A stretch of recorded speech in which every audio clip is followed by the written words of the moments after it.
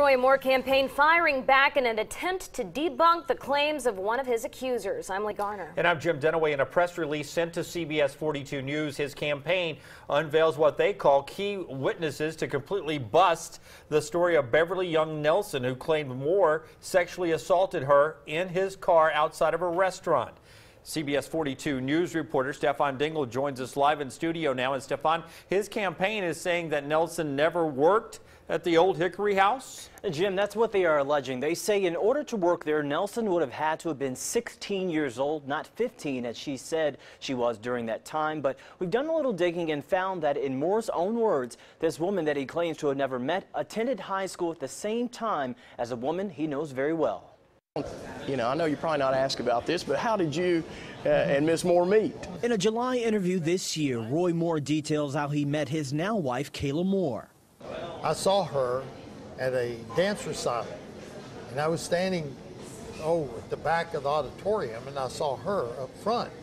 And I remember her name. It was Kayla Kaiser. This same Kayla Kaiser is pictured in the same yearbook as one of Roy Moore's accusers, then known as Beverly Young. And if you tell anyone about this, no one will ever believe you. Beverly Young Nelson alleges that Moore signed her yearbook in December 1977 before sexually assaulting her in his car.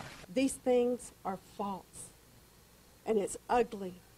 It's the ugliest politics that I've ever been in my life. Kayla Moore has stood by her husband of 32 years. Roy Moore recalled seeing her at a dance recital in Gadsden, which according to his timeline, she would have been 15 years old. And I remember her name. It was Kayla Kaiser, KK. But I remembered that. Didn't meet her there. Right. I left, and it was, 8 years later or something, I met her.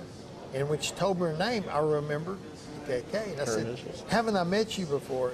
According to Moore's book, he described that he met his wife at this Christmas party when she was 23 years old, by which he would have been 37.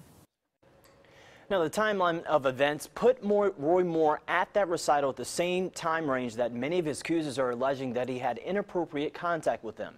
Now, on the other side of this, these headlines being taken advantage of by Roy Moore's opponent, Doug Jones, who just today put out a new ad in an attempt to get more votes in the upcoming election. Live in studio tonight, Stefan Dingle. Jim, back to you. All right, Stefan, the special election for the U.S. Senate is on December 12th. We have been covering the allegations against Roy Moore since the beginning. We have statements from lawmakers, accusers, and Roy Moore on our CBS 42 News app.